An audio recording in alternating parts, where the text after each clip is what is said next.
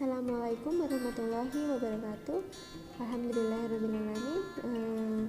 Jumpa lagi dengan saya. Pada kesempatan kali ini kita akan belajar mengenai tema 1 subtema 2, yaitu manusia dan lingkungan. Sebelumnya jangan lupa untuk like dan subscribe ya.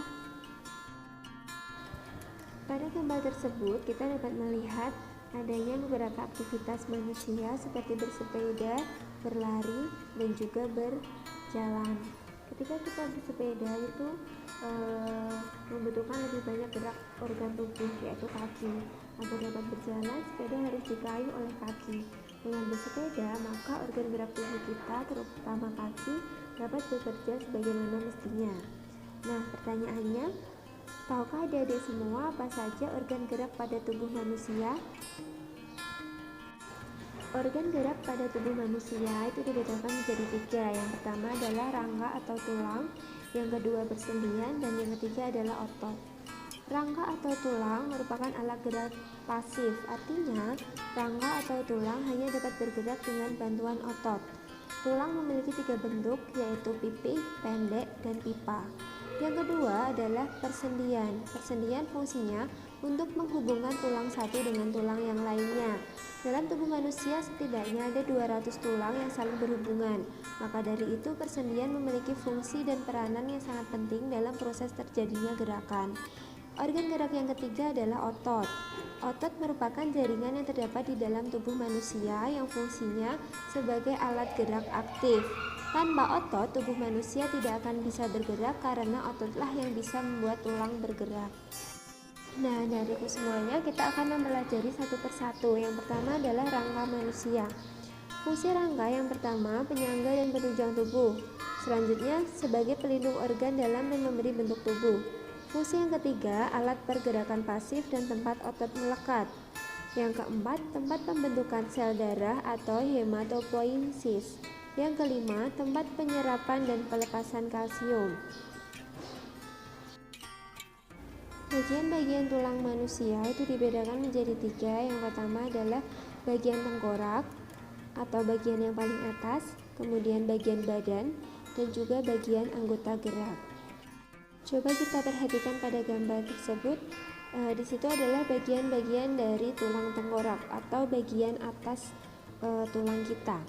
Di situ ada tulang dahi, tulang hidung, tulang rahang atas, tulang rahang bawah, tulang pipi, tulang baji, tulang pelipis, tulang kepala belakang, dan juga tulang ubun-ubun.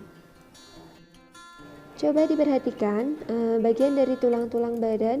Dari yang paling atas ada tulang leher, tulang dada, tulang selangka, tulang belikat, tulang rusuk, tulang lengan atas, tulang belakang, tulang gelang panggul, dan juga ada tulang paha. Sedangkan tulang belakang juga dibagi menjadi beberapa ruas. Dari yang paling atas ada 7 ruas tulang leher, 12 ruas tulang panggul, 5 ruas tulang pinggang, 5 ruas tulang kelangkang, dan 4 ruas tulang ekor. Bagian selanjutnya adalah ada tulang anggota gerak. Anggota gerak itu dibagi menjadi 2, anggota gerak atas dan juga rangka anggota gerak bagian bawah. Bagian atas itu terdapat lengan atas, tulang hasta, dan tulang pengumpil. Tulang hasta itu tulang yang berhubungan langsung dengan tulang ibu jari kita. Sedangkan anggota gerak bawah itu ada tulang selangka, tulang tempurung lutut, tulang betis, tulang kering, tulang pergelangan kaki, tulang telapak kaki, dan tulang jari kaki. Selain tulang atau rangka, bagian terpenting dalam tubuh kita adalah otot. Fungsi otot sendiri yang pertama adalah menghasilkan gerakan, membentuk postur tubuh, mengalirkan darah yang terdiri atas zat baik nutrisi maupun oksigen, dan menggerakkan jantung. Otot sendiri memiliki berbagai jenis. Yang pertama adalah otot lurik. Otot lurik itu memiliki beberapa ciri, disebut otot rangka karena menempel pada rangka. Otot lurik juga bekerja atas perintah otak, berbentuk silindris dan bercabang seperti gambar, dan memiliki inti sel di setiap seratnya. Jenis otot yang kedua adalah otot polos. Bisa diperhatikan bentuk dari otot polos seperti pada gambar. Ciri-ciri otot polos adalah melekat pada pembuluh darah, pencernaan, kandung kemih, dan rahim. Bekerja tanpa kita sadari atau di luar kesadaran kita. Bentuknya gelendong dan memiliki satu inti sel, berkontraksi pelan dan berirama. Jenis otot yang ketiga adalah otot jantung. Coba perhatikan gambarnya, jadi kita bisa membedakan antara otot lurik, otot polos, dan juga otot jantung. Ciri-ciri dari otot jantung adalah hanya berada di jantung, memompa darah ke seluruh tubuh, dan berbentuk silinder dengan satu inti sel di tengahnya. Dengan tulang dan otot yang kuat serta sehat, kita dapat melakukan banyak hal atau aktivitas. Sebagai contoh adalah bisa berkeliling di seluruh kota di Indonesia. Dengan berkeliling di Indonesia, kita dapat melihat penampakan alam maupun penampakan buatan di Indonesia. Penampakan alam adalah penampakan yang terjadi secara alamiah atau diciptakan oleh Allah Subhanahu wa Ta'ala. Sebagai contoh adalah adanya sungai, gunung, dan juga hutan.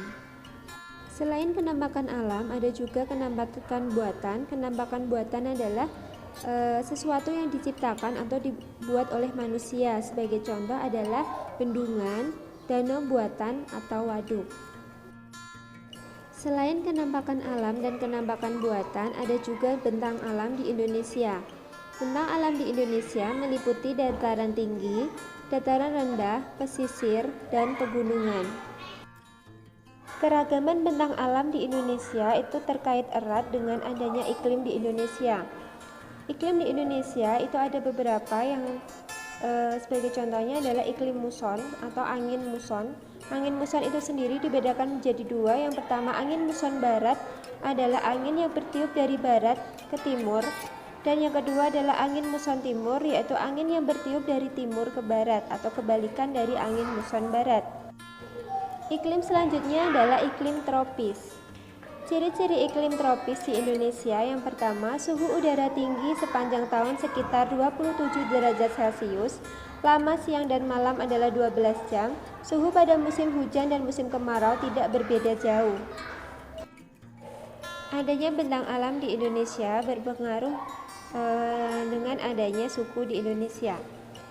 Di sini ada contoh beberapa nama pulau serta sukunya. Yang pertama adalah Banten, suku Baduy; Jawa Timur, suku Tengger; Jawa Tengah, suku Jawa; Kalimantan, suku Dayak; Papua, suku Asmat; Sumatera Utara, suku Batak; Sulawesi, suku Bugis; Nusa Tenggara, suku Flores; Jakarta, suku Betawi; dan Lombok, suku Sasak.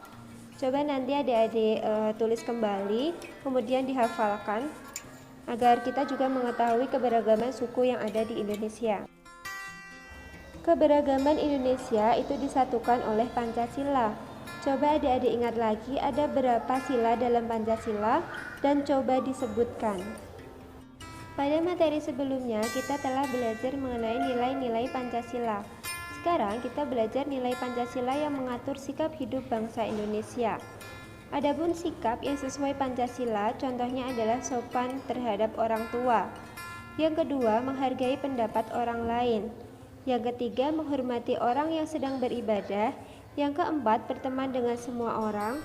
Dan yang terakhir adalah memakai bahasa Indonesia di kelas. Sedangkan sikap yang tidak sesuai dengan Pancasila, contohnya, yang pertama, berbicara kotor kepada orang tua. Yang kedua, memaksakan pendapat kepada orang lain. Yang ketiga, mencela agama orang lain. Yang keempat, menghindari suku atau golongan lain. Dan yang terakhir adalah memakai bahasa daerah di kelas. Itu tidak boleh atau bertentangan dengan nilai-nilai dalam Pancasila. Nah, adik-adik semua, untuk materi tema 1 subtema 2 saya kira cukup sampai di sini. Semoga dapat bermanfaat untuk kita semua. Jangan lupa untuk selalu dipelajari dan jangan lupa hal-hal yang penting untuk bisa dicatat di buku tulis sebagai bahan pembelajaran kalian. Saya akhiri. Assalamualaikum warahmatullahi wabarakatuh.